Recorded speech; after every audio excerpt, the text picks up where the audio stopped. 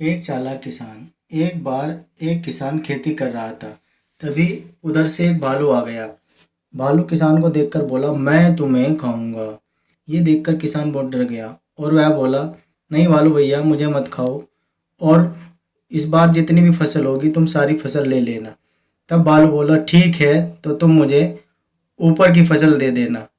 इस बात पर किसान सहमत हो गया और वह भालू को ऊपर की फसल देने के लिए तैयार हो गया।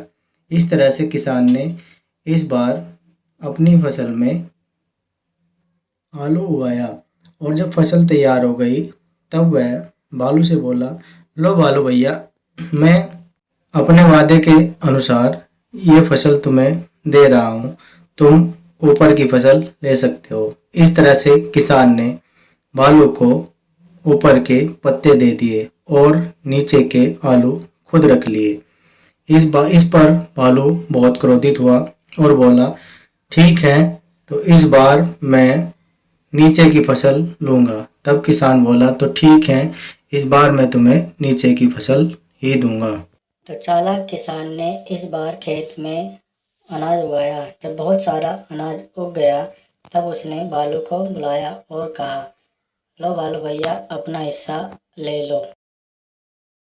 वादे के अनुसार तुम्हें नीचे की फसल दे रहा हूँ और ऊपर की खुद रख रहा हूँ।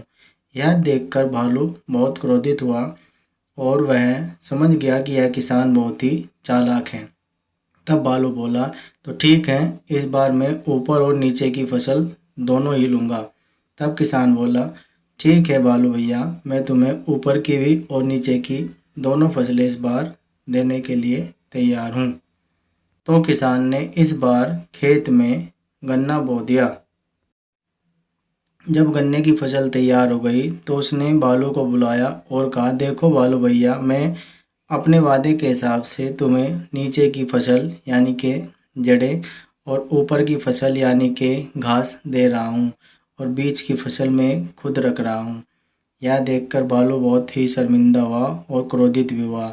इससे यह पता चलता है कि किसान बहुत ही चालाक व्यक्ति था और किस तरह से उसने अपने आप को भालू से बचाया और अपनी फसल का सारा भाग तीनों बार ले गया।